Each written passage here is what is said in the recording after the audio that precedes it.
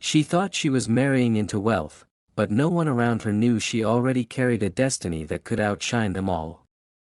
Amara walked into Daniel's world with nothing but her heart, and from the moment he saw her smile, he believed he had found his future.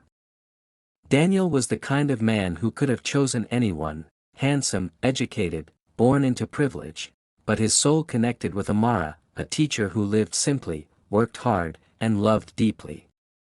Their story should have been one of celebration, but the shadow of judgment began creeping in the moment Daniel introduced her to his family. Mrs. Thompson, Daniel's mother, was the type of woman who believed the worth of a person could be measured by their last name, the neighborhood they grew up in, and the size of their family's bank account. She had always envisioned her son marrying into wealth equal to, or greater than, their own. Seeing Amara, graceful yet modest, with no visible claim to fortune or high society, sparked a storm of suspicion. She masked her disdain with polite smiles, but her words dripped with poison every chance she got. She asked too many questions about Amara's background, prodding about her family, her father, her lineage, questions that made Amara shift uncomfortably but answer with dignity. Daniel loved Amara fiercely, and each insult his mother offered only deepened his resolve. But Mrs. Thompson was relentless. During an expensive dinner meant to welcome Amara into the family, she delivered her sharpest blow. As the plates of food were cleared, she placed her wine glass on the table with authority and said, "If you wish to marry my son, you'll need to sign a prenuptial agreement. We can't afford to take risks." Her tone was final, her expression triumphant, as if she had trapped Amara into revealing her true intentions. The table fell silent. Daniel's face flushed red with anger. "Mother, this is insulting," he snapped, but Amara placed a gentle hand on his arm, her calmness contrasting his fury. Inside, her heart ached. The implication that she wanted Daniel for his money stung, but she refused to let Mrs. Thompson see her wounded pride. With measured words, she replied, "If that is what will ease your mind, I will sign whatever you place before me. I love Daniel, not his fortune." Her eyes met Mrs. Thompson's directly, steady and unyielding. That night, Daniel tried to comfort her, telling her she didn't need to agree, but Amara silenced him with a smile. "Our love isn't built on paper," she said softly. Yet the moment she was alone, tears fell. She thought of her late nights tutoring children, her struggles with bills, and the sacrifices her mother had made to raise her alone. She had nothing material to offer except her love. And now, even that was being questioned. As the weeks passed, tension grew. Every step of wedding planning was laced with Mrs. Thompson's interference. She whispered to friends at social events, hinting Amara was a gold digger, planting seeds of doubt in the minds of anyone who would listen. At fittings and rehearsals, she made remarks about Amara's lack of sophistication, comparing her to wealthy women Daniel could have chosen instead. Amara endured it all with grace, though inside she began to question if this marriage was worth the humiliation. Amara's mother, Grace, noticed her daughter's quiet suffering. Grace had raised Amara with resilience, teaching her never to bow to cruelty. But there was a secret buried deep within Grace's heart, one she had kept hidden for years. Each time she saw Amara fight back tears, the weight of that secret grew heavier. She longed to tell her daughter the truth, but fear always sealed her lips. Finally, the day arrived for the prenup signing. The law office felt cold, the walls lined with shelves of books that seemed to tower over Amara as if silently judging her. Mrs. Thompson sat smugly, waiting to watch Amara hesitate, to see proof of her greed. Daniel squeezed Amara's hand, whispering that she didn't need to go through with it. But Amara, head held high, signed her name with a steady hand. Not once did she falter. She slid the papers across the table, meeting Mrs. Thompson's eyes. "Is this enough to prove my love?" she asked quietly. For the first time, Mrs. Thompson had no quick response. Daniel's heart ached with admiration. You didn't have to do this, he whispered. Amara replied softly, I know. But I want no one to doubt why I'm here. Her strength left the room speechless, though inside she carried a storm of emotions, pain, pride, and exhaustion. That evening, after returning home, Amara sat with her mother. The silence between them stretched long, until Grace finally spoke with a trembling voice. My daughter, there is something you must know before you step into this marriage. I have kept it from you for years, but it's time you learned the truth. Amara looked at her, confused, bracing herself for whatever was coming. Grace's eyes filled with tears as she whispered, the man you believe abandoned us, your father, he is not who you think. He is a man the world reveres, a man of unimaginable wealth. Amara, your father is one of the richest men alive. The words crashed into Amara like a tidal wave. She stared at her mother, stunned, struggling to process the revelation. All her life she had believed her father left them with nothing. She had grown up in modesty, carrying the burden of abandonment. Now, everything she thought she knew about herself and her past shattered in an instant. Her father was not just alive, but a hidden billionaire, watching from afar, shaping her destiny without her knowledge. Her mind spun with questions. Why had her mother kept this from her? Why had her father stayed away? And how would this truth change the very foundation of the life she was about to build with Daniel? Her world, once defined by quiet simplicity, was about to explode into a reality more complicated than she could have ever imagined. Amara sat frozen, her mother's words echoing in her ears. All her life she had believed her father had abandoned her, but now she was being told he was not only alive but one of the most powerful men in the world. Grace's hands trembled as she continued. She confessed that many years ago she had fallen in love with a man named Richard Johnson, a man whose family ran global corporations and controlled empires of wealth. Their love had been deep, but it was challenged by prejudice and power. Richard's family had forbidden him from marrying Grace, fearing scandal and disapproval.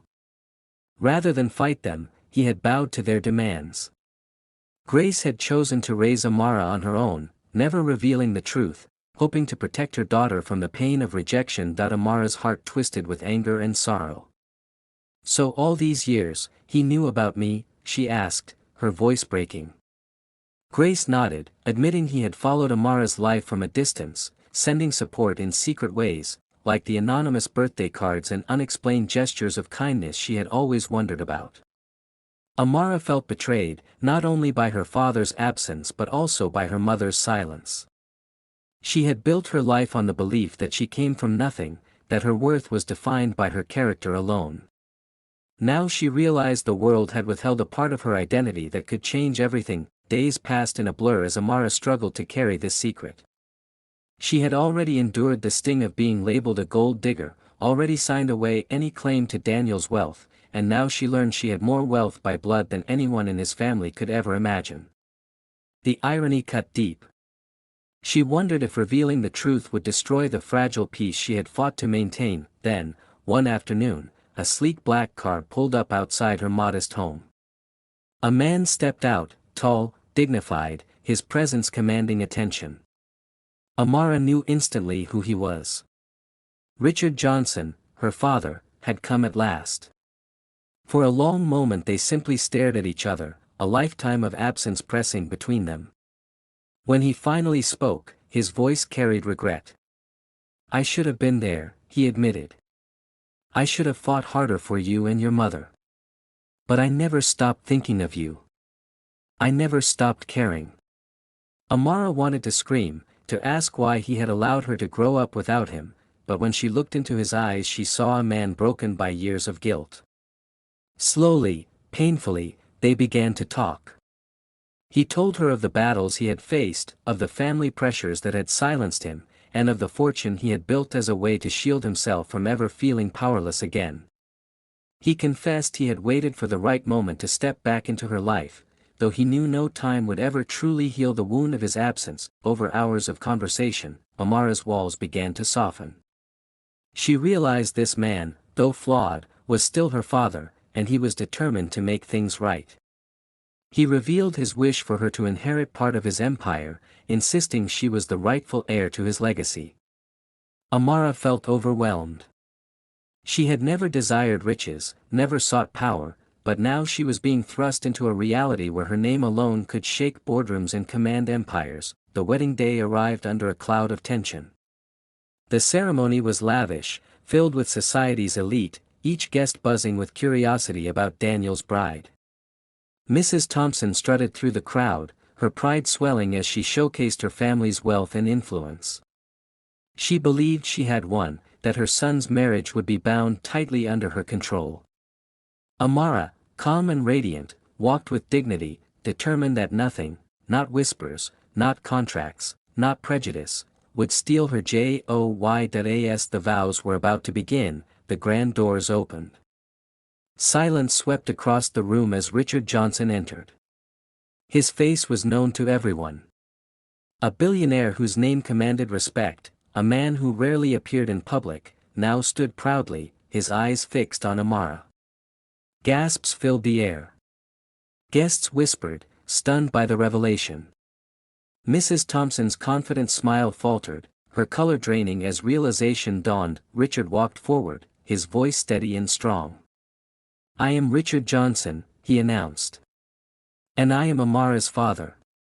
Every eye in the room turned toward Amara, who stood poised yet vulnerable, her secret finally laid bare. Richard continued, his gaze sweeping over the shocked guests. "For years, I stayed silent, but today I claim my daughter with pride. She is my heir, my blood, and no one will ever question her worth again." The weight of his words crushed Mrs. Thompson's arrogance. She had accused Amara of chasing money, demanded a prenup to protect her son, humiliated her at every turn, yet the truth revealed that it was Amara who carried more fortune, more power, than their family had ever dreamed of. Guests whispered furiously, some smiling at the irony, others shaking their heads at Mrs. Thompson's audacity. Daniel turned to Amara, his eyes shining not with awe of her wealth but with love unchanged. He took her hands and whispered, "I loved you when I thought you had nothing. I love you now knowing you have everything. Nothing about us changes." Amara's heart swelled. In that moment she realized Daniel's love was pure, and that was worth more than all the riches her father could offer. Mrs. Thompson, humiliated, tried to recover. She stammered apologies, her voice trembling. "I didn't know. I only wanted to protect my son," but Amara, calm and gracious, responded with quiet strength. "I signed the prenup because I never wanted your wealth. I wanted only love. You judged me without knowing me, but now the truth stands before you. I didn't need Daniel's money yesterday, and I don't need it today. Love has always been enough for me." The crowd erupted in applause, admiration radiating toward Amara. Her dignity, her composure, her refusal to retaliate with cruelty elevated her above the pettiness of judgment. The ceremony continued, and when Amara and Daniel exchanged vows, it was clear to everyone that this union was built not on wealth or status but on unshakable love. After the wedding, Amara reconciled with her father. They began to build a relationship brick by brick, cautious but hopeful. Richard offered her access to his empire, but Amara remained grounded, reminding him that her calling was not in boardrooms but in the lives she touched as a teacher, as a woman of heart.